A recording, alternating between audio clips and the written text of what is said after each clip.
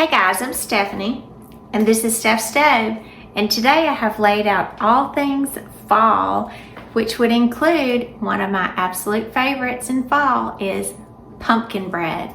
I love all things pumpkin. I'm just like a lot of the other people that just can't wait for the pumpkin spice and all the wonderful pumpkin goodness of the fall season.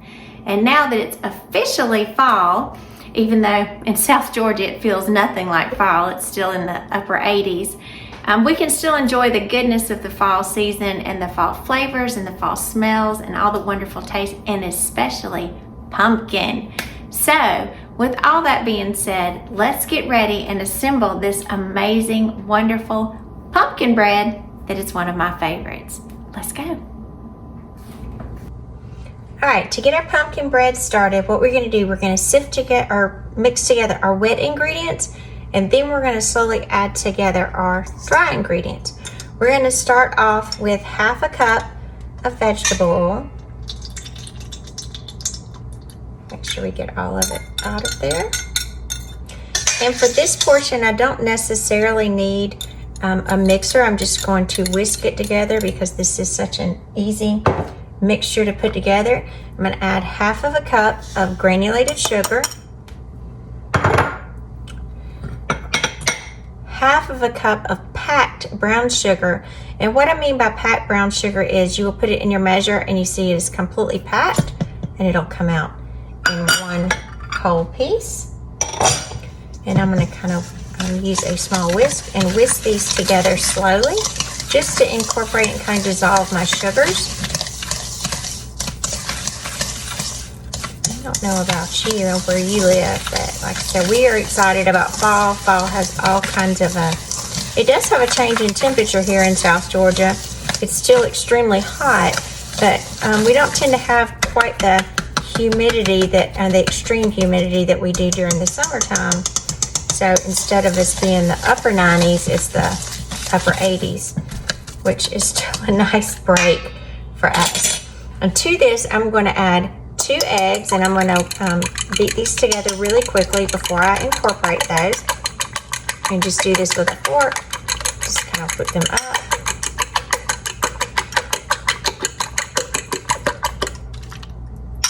Be sure that they are kind of whipped and that they are together. And incorporate this. So we'll just kind of mix between each addition to make sure that everything is well combined. Like I was saying about the fall, I have noticed in the mornings we have got quite a break here in South Georgia. I've had some mornings that have been like 70, 72, which is amazing. It feels kind of brisk in the mornings early. And just a little crispness. It's gonna be Christmas for long in the air, which is such a nice break. All right, and to this we are going to add 1 can of pumpkin, and this is a 15-ounce can of pumpkin. We are going to add the entire thing. I'm just excited about pumpkin everything. It's just a flavor I love. My grandparents always had so many pumpkins and getting ready for fall festivals, and oh, that's so good. I can't wait. Later I'll be making a pumpkin pie. And I can't wait to share that with you guys coming up the next several weeks as well. Such goodness. Ooh, it's already smelling so good. So good. And that pretty pumpkin color, that bright color. Now, this is our wet mixture, and so now we're going to go incorporate our dry mixture. But for our dry mixture, we're going to sift together. So I've got a little sifter here, and we are going to come in, and I'm going to very carefully add in. It's okay if a little bit falls in. Generally when I do this, that happens, and it's okay. I'm going to add 1.5 cups of all-purpose flour. And to my flour, I always sift the remainder of my dry ingredients as well. I add 1.5 teaspoons of cinnamon, 1/4 teaspoon of salt, and that's just regular table salt, and 1 teaspoon of baking soda. And then I'm just going to sift this straight into my mixture. I generally don't do this in a separate bowl just because I don't want to dirty another bowl. And it's just convenient to do it that way. So after we have this mixture, we're going to mix it together carefully. And you will see a lot more substance in here once we start adding it. It is a little firmer, obviously, because of the flour. So you want to be sure that the flour is well incorporated into the pumpkin, because the last thing you want is when your pumpkin bread cooks is for you to have a big glob of a floury mixture.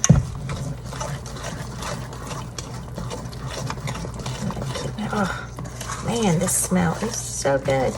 Now I do have some people I know that will add nutmeg and some other spices to pumpkin bread. I do not. I just try to keep it very simple and very authentic, and it is so incredibly tasty. I'm just continuing to whisk this so you can see, so I don't have any large chunks of flour or any of the ingredients that have not been blended together. But again, I just love the cinnamon. And if you're a big fan of cinnamon, you can always add just a little bit more. It won't hurt anything. Sometimes I'll go back in and hit it with just a little bit extra, just because we like it. All right, I'm gonna shake my whisk off. I'm gonna set this to the side, and I'm gonna come in, and I have a loaf pan that I'm gonna spray lightly with cooking spray. Just because we want our bread to come out. The last thing we want is all of our bread stuck in our pan. That's no good. All right, and now we're going to come back and add our mixture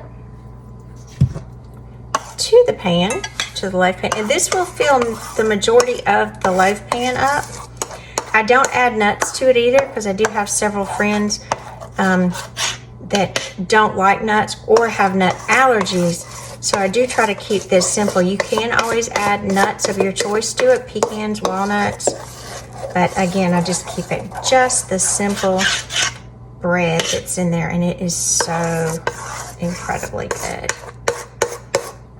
And if you've never made pumpkin bread, this is just a favorite. I can remember growing up, my mom would make so much pumpkin bread, and at the holidays, on Thanksgiving, Christmas, and as soon as it got fall, Mom would start making pumpkin bread, and she would make even little loaves at the holidays, and we would give it to our neighbors as gifts and so forth. And Mom would make them, and my brother and I would run to our neighbors and give it to them. And just wrapped up. It's such a great treat. My mom was an incredible cook, so I know our neighbors enjoyed that immensely. So now that we have this in our loaf pan, let's get ready and let's get it cooking. All right, now that we've finished getting our pumpkin bread together, I do want to pause for just a minute or so and kind of go over some specifics about cooking the pumpkin bread. You can always cook your pumpkin bread in the oven, which is, I think, the most traditional way to do it. And you would just put this in and you would bake it at about 350 degrees for approximately an hour, until that you would be able to insert a toothpick in the middle and the toothpick would come out clean, just like other baking methods. However, like I stated earlier, it is fall and it is still extremely hot in South Georgia. And one thing I don't want to do is use my oven and heat up my entire kitchen and get it very, very hot. So I'm going to be using my CrockPot to do this method, which will not heat my kitchen, use a lot less energy, and create an incredibly moist pumpkin bread. So that is the method that I'm going to show you today. But by all means, if you don't have a CrockPot, or don't prefer this method, or maybe it is cool where you are, you can by all means cook this in the oven, 350 for an hour. It will turn out amazing. But stay tuned and let's do it in the crock pot. All right, so I'm at my crock pot, and to get this started, I'm going to first start off with a large piece of tin foil, and I just kind of measured against the size of my crock pot, plus about, I guess, 4.5, 5 inches. And I doubled it in half, and then I folded the sides down to give me a grip. And what I'm gonna do with this, I'm gonna put this in my crock pot just to help me to lift the container out when it's finished. So I'm going to put my loaf pan in my crock pot. And this is an oval crock pot. Mine's about a 6-quart crock pot. We're gonna put that right down there at the bottom.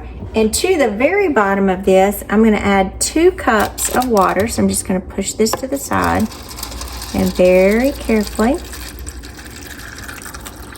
add the water to the bottom. And the water is just gonna allow for extra moisture while the bread is cooking. And to this on top, I'm gonna come in and I'm gonna add 6 paper towels. Now, generally I use the Selecta size paper towels, so I'm gonna do these when I'm counting my method as if they were a whole paper towel. So this would end up being 12 of my Selecta size. I'm gonna lay one on this side, catty corner. I'm gonna just create a little star pattern, and this one on this side. What I'm trying to do is capture any excess condensation that'll come from the cooking process, and that'll be sure that our bread doesn't get soggy, but it is moist. Now I'm gonna fit my lid and make sure it's tight on there and press down and get ready. And I'm going to shift it to high for 3 hours. So we're gonna check back in 3 hours and we will have perfect, moist pumpkin bread. All right, it's been 3 hours, so this is, it's pretty hot. So I'm gonna take this off. As you can see, there's lots of condensation under the top lid, and warm. Let's check it out. Let's see what our pumpkin bread looks like. And these paper towels are damp, so they did their job. Here we go, let's see it. Beautiful.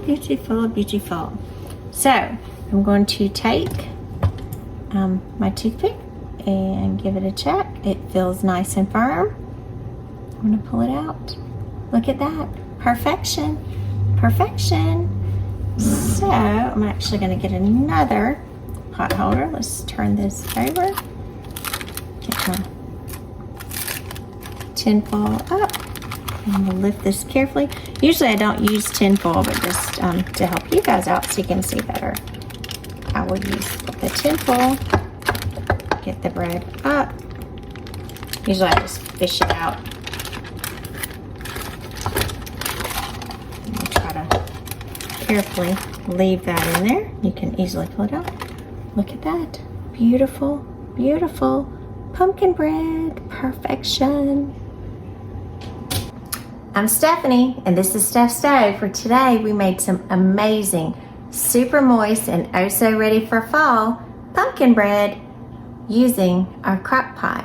And this was mainly just so we wouldn't overheat our kitchen. But remember, if you don't have a crock pot, you're always welcome to do it in the oven. Bake it 350 for 1 hour.